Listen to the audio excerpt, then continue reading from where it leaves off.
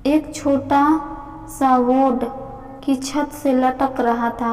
उस पर मोटे मार्कर से लिखा हुआ था, घर में कोई नहीं है, मेरी बूढ़ी माँ बीमार है, मुझे थोड़ी थोड़ी देर में उन्हें खाना, दवा और टॉयलेट कराने के लिए घर जाना पड़ता है। अगर आपको जल्दी है तो अपनी मर्जी से फल तौल लें और पैसे कोने पर गत्ते के नीचे रख दें, साथ ही रेट भी लिखे हुए हैं।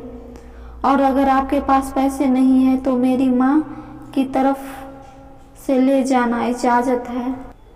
मैंने इधर उधर देखा, मेरे पास पड़े तराजू में 2 किलो सेब तौले, दर्जन भर केले लिए, बैग में डाले, प्राइस लिस्ट से कीमत देखी, पैसे निकालकर गत्ते को उठाया।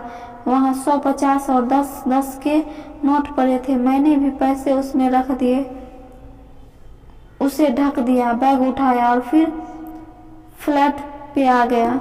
रात को खाना खाने के बाद मैं और भाई इधर निकले तो देखा एक कमजोर सा आदमी, दाढ़ी आधी काली सफेद मैले से कुर्ते पैजामे में रेहड़ी को धक्का लगाकर बस जाने ही वाला था।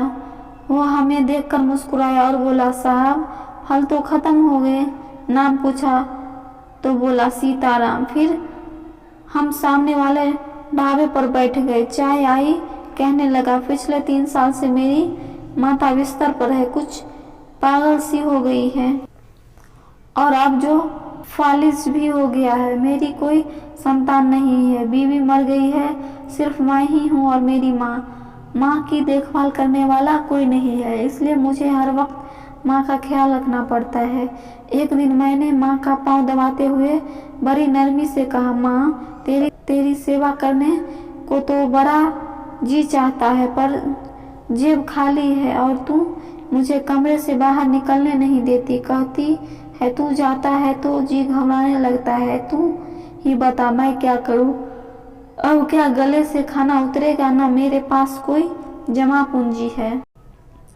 ये सुनकर माँ ने हाँफते कांपते हुए उठने की कोशिश की। मैंने तकिए की टेक लगवाई। उन्होंने झुर्रियाँ वाला चेहरा उठाया, अपने कमजोर हाथों को ऊपर उठाया, मन ही मन राम जी की स्तुति भी बोले।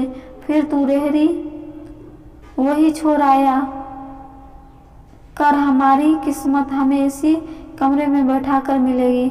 मैंने कहा, माँ क्या बात करती हो, वहाँ छोड़ कर आऊँगा तो कोई चोर उचक्का सब कुछ ले जाएगा। आजकल कौन लिहाज करता है और बिना मालिक के कौन खरीदने आएगा।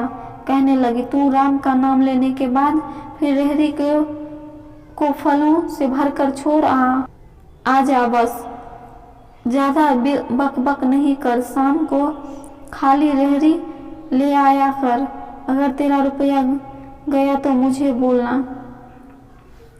2.5 साल हो गए भाई, मुझे रेहड़ी लगा आता हूँ, शाम को ले जाता हूँ, लोग पैसा रख जाते हैं, फल ले जाते हैं। एक झोला भी ऊपर नीचे नहीं होता, बल्कि कुछ तो ज़्यादा भी रख जाते। कभी कोई माँ के लिए फूल रख जाता, कभी कोई और चीज़। परसों एक बच्ची फुला बना कर रख गई, साथ में एक पर्ची भी थी अम्मा के लिए। एक डॉक्टर अपना कार्ड छोड़ गए, पीछे लिखा था, माँ की तबीयत नाजुक हो तो मुझे कॉल कर लेना, आऊँगा। कोई खरूज रख जाता, रोजाना कुछ न कुछ मेरे हक के साथ मौजूद होता। न माँ हिलने देती, न मेरे राम कुछ कमी रहने देता। मैं कहती है कि मेरा फल मेरा राम अपने फरिश्तों से बिकवा देता। आखिर मैं इतना ही कहूँ कि अपने माँ बाप की सेवा करो और देखो दुनिया की कामयाबी आके हमारे कदम चूमेगी।